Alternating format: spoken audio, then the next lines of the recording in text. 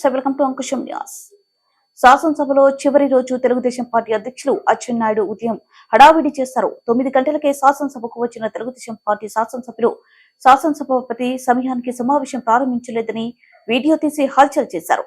శాసనసభ్యులకు అధికార పార్టీకి శాసనసభ అంటే గౌరవం లేదని, తెలుగుదేశం పార్టీ ప్రజల పట్ల ప్రేమతో శాసనసభను గౌరవిస్తూ హాజరవుతున్నామని అచ్చెన్నాయుడు అన్నారు. శాసనసభ సమావేశాలు ఎటువంటి చర్చలు జరగనీయకుండా అధికార పక్షం వ్యవహరిస్తుందని, జనంకు ఉపయోగపడే ఒక చర్చ కూడా అసెంబ్లీ జరగలేదని అచ్చెన్నాయుడు ఆవేదన వ్యక్తం చేశారు.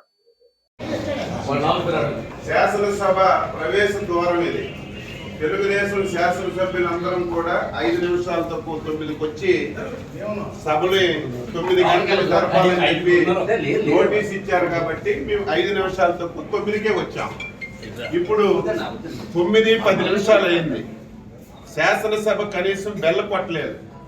ఎందుకు కొట్టలేదంటే లోపల వైసీపీకి చెందినటువంటి 3 శాసనసభ్యులు ఉన్నారు.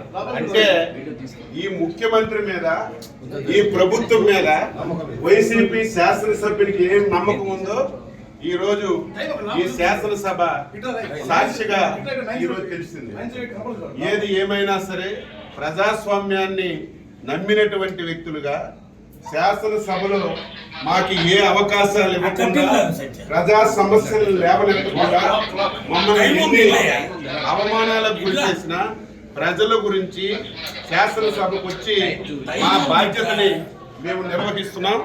ఇంత దారుణం ఎప్పుడు కూడా లేదు. 9-8 నిమిషాలు అయింది. ఇంత దారుణం ఏది ఏమైనా సరే ఈ 5 సంవత్సరాలు ఈ శాసనసభలో ఈ రాష్ట్రానికి ఉపయోగపడినటువంటి ఒక్క చట్టం కూడా చేయలేదు.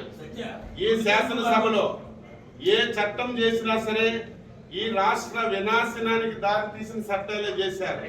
అందుకే ఈరోజు ఈ విషయాలన్నీ ప్రజలకు తెలియజేస్తున్నాం.